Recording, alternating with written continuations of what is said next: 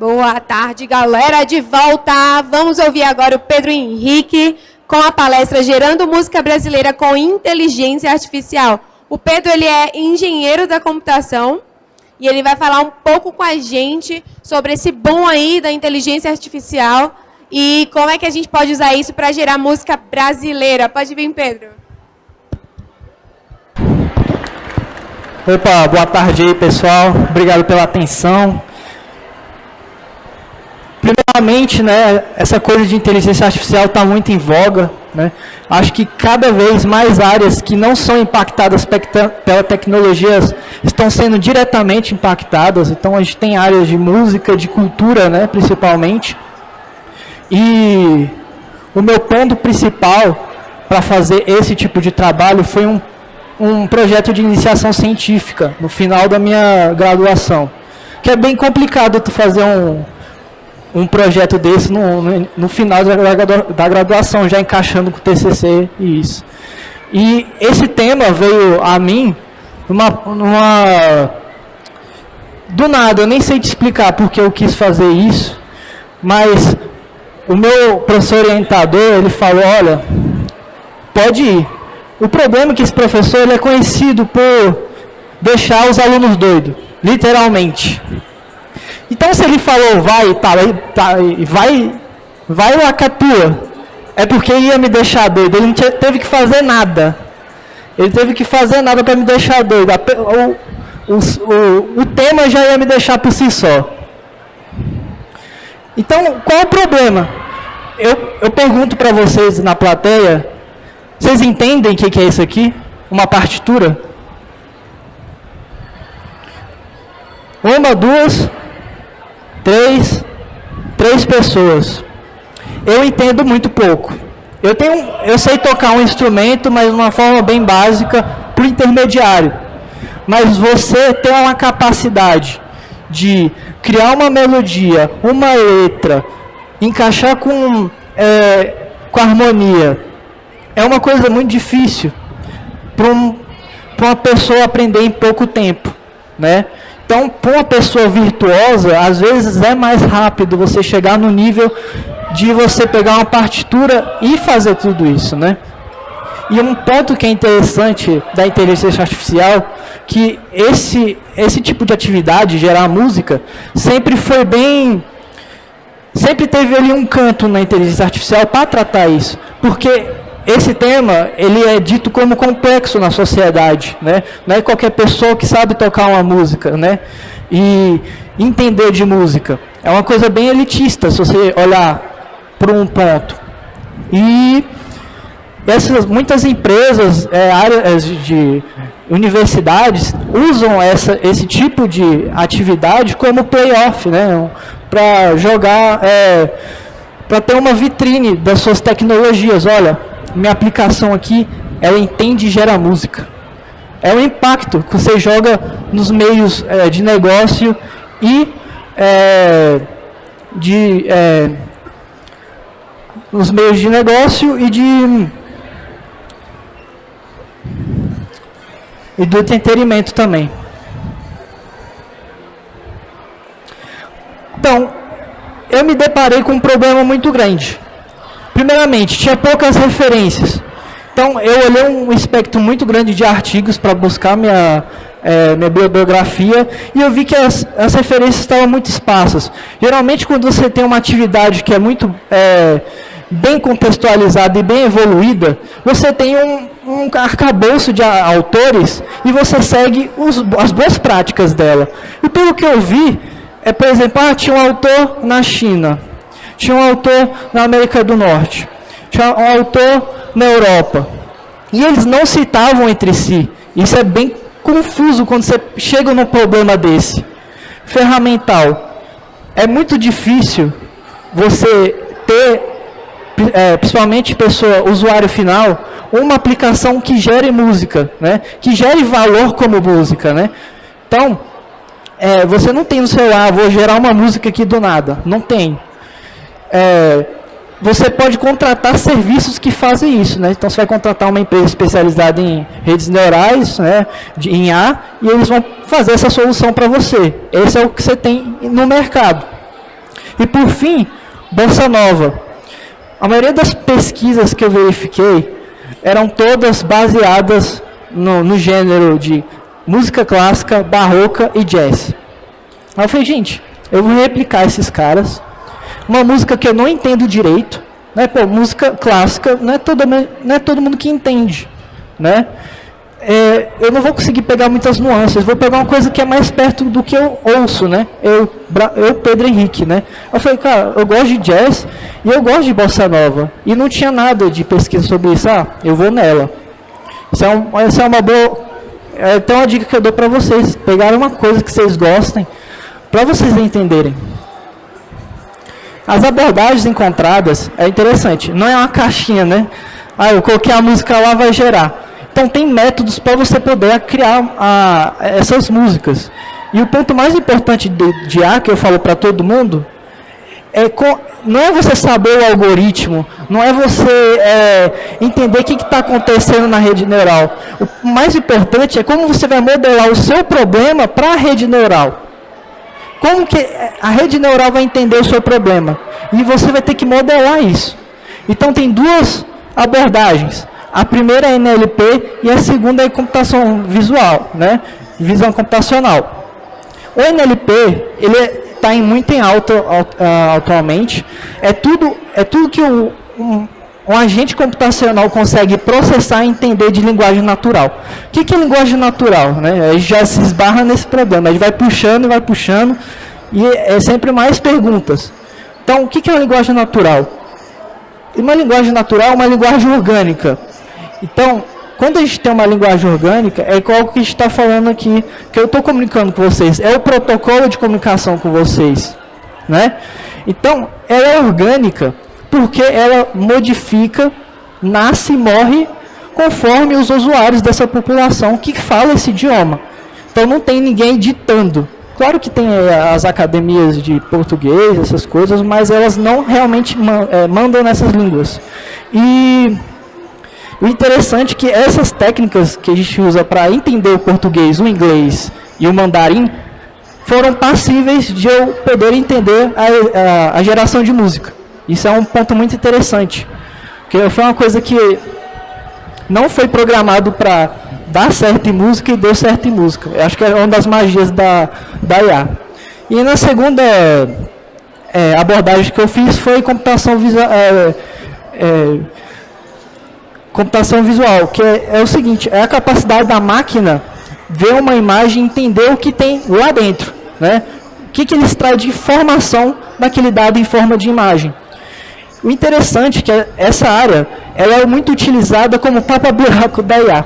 Eu estou com um problema aqui com ondas, com alguma coisa, com espectro. Transforma a imagem, roda lá e bora ver o que dá. Às vezes resolve muito. Aí eu falei, eu vou tentar modelar o meu problema, que é música, em imagem. Vou tentar reproduzir isso como imagem. Aí eu falei, e deu certo também. Então é bem interessante esse ponto. Qual era o escopo da pesquisa? Eu vou executar. Eu estudei, vi um monte de artigos, vi como ele implementou. Cara, eu não sei qual é o melhor delas, porque não tem nenhum autor falando, segue esse caminho aqui que esse é bom. Não tem. Segundo, vou quantificar. Como que eu vou comparar esses modelos de uma forma eficiente e racional? Então, eu vou gerar dados, né? Vou gerar estatísticas sobre isso e comparar entre elas. Em terceiro, eu vou qualificar. A música tem um ponto que é a subjetividade. Então, a gente não consegue mensurar com números. Não existe música boa, música ruim, né? Isso é muito inerente à pessoa que está ouvindo.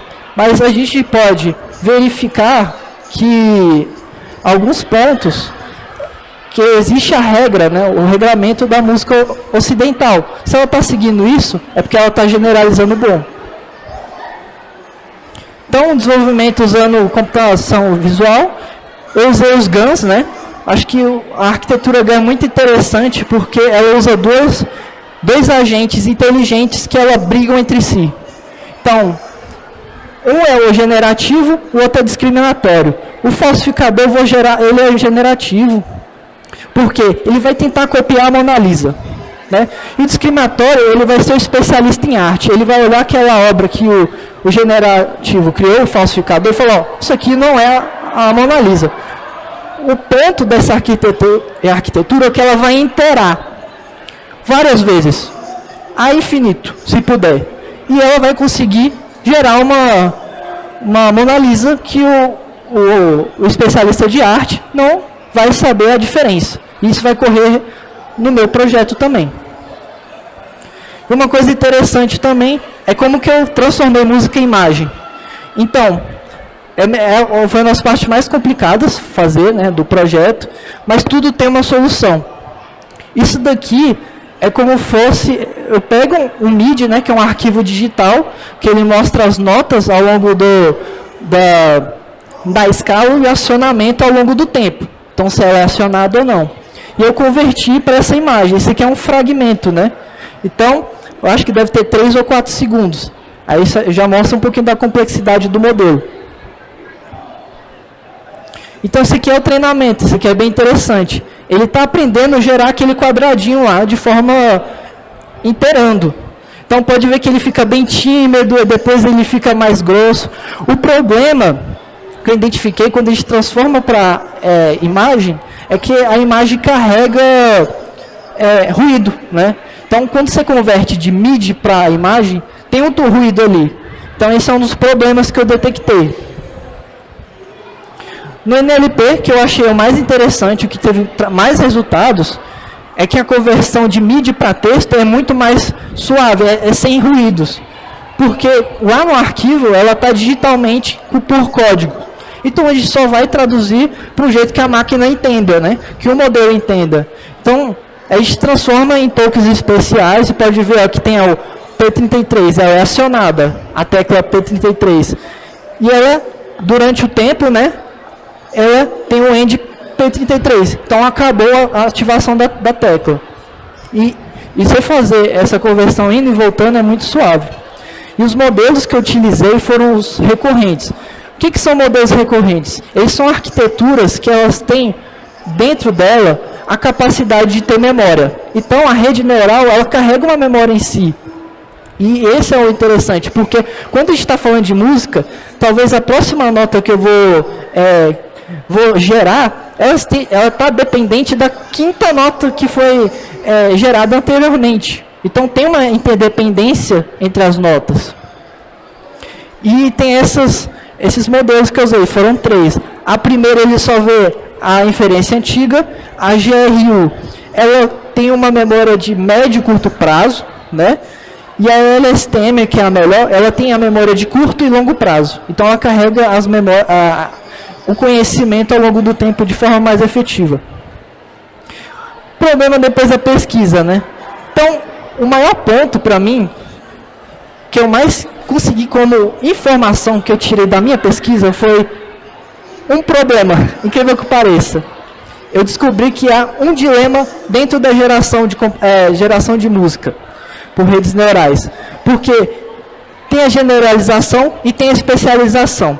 Quando eu mando um modelo de NLP generalizar, ele vai criar amostras muito mais autorais.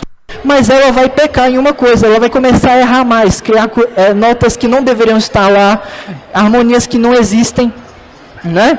E quando a gente chega no especializar, quando esse modelo especializa muito, ele cria coisas perto do virtuoso, uma coisa muito bonita, assim, que até espanta, mas ela começa a copiar a base de dados, né? Esse é um problema, você às vezes não quer gerar uma coisa copiada,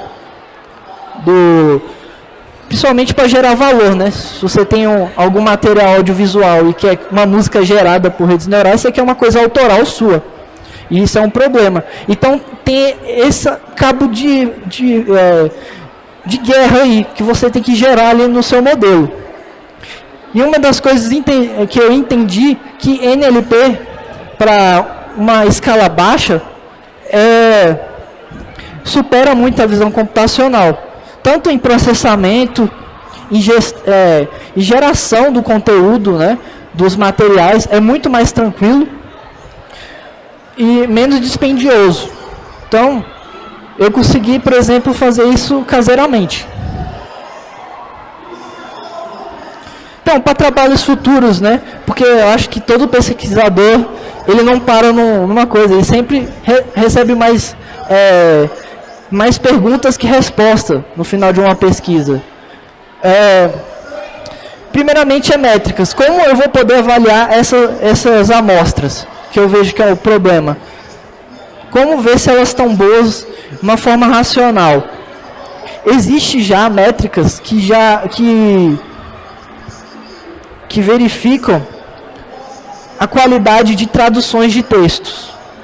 Então, tem a Blur Metrics, que faz essa conversão para ver se uma tradução de texto entre línguas está indo bem. E pode ser mesmo aplicado à geração de música. E segundo, ter um modelo genérico. O que é um modelo genérico? Gente, eu vou pegar muitos dados de N tipos de composições e estilos e vou treinar lá e deixar ela treinando ad eterno e ajustando finamente algumas coisas. Ele vai chegar no modelo monolítico que pode ser reaproveitado depois. Então, isso já ocorre em outras áreas. Por exemplo, isso é um fenômeno chamado de transfer learning. Então, por exemplo, já tem modelos genéricos para classificação de imagens. Então, você não precisa classificar do zero uma IA para detectar um carro. Você já tem um modelo ali pré-pronto, você só usa o final da rede neural. E também existe para o NLP, você já tem modelos que geram textos em português e inglês. Às vezes você só precisa desse modelo que foi treinado com milhões de documentos. Só precisa mudar o topo dela. Terceiro, Transformers. Transformers não é os robôs lá do espaço que brigam. É um apelido que eles deram para esse tipo de arquitetura chamada encoder-decoder. É uma arquitetura que está super em voga em várias áreas, não só na NLP, em toda a IA, foi uma revolução. Quando eu comecei minha pesquisa, eles estavam começando isso aqui, para ver como as coisas mudam no campo da IA. O que eu estava pesquisando já estava ficando obsoleto, é até assustador. E esses modelos, eles estão na ponta da arte, né? Da ciência, estão na ponta da ciência. Então, aqueles que vocês entendem que geram fake news, geram textos que você não pensa que é feito por uma máquina, é feito com esse Transformers. E um dos meus pontos é evoluir essa minha pesquisa para essas arquiteturas. E por fim, a escala. Gente, eu fiz em casa, com um computador bom, que é uma RTX 2070, com equipamentos bons, mas eu cheguei a um patamar que eu não consigo passar. Então, os meus modelos têm um limite. O ideal seria passar isso para supercomputadores ou para uma infra de cloud ampliada, para eu conseguir quebrar esse meu déficit de equipamento. Se quiser perguntas, eu deixei esses links aqui. Esses dois primeiros são as músicas geradas, tá, gente? Como o tempo é pequeno da apresentação, e são várias músicas de várias arquiteturas, com várias nuances, eu recomendo que vocês deem uma olhadinha, pelo menos em uma ou outras. É uma coisa muito boa. E tá o meu contato aqui, perguntas. Eu tentei resumir muito o que eu falei, porque são quase 4 anos de pesquisa, né, em 30 minutos. É um desafio, mas o meu propósito aqui é inspirar vocês e falar que isso aqui não é mágica. Tem perguntas?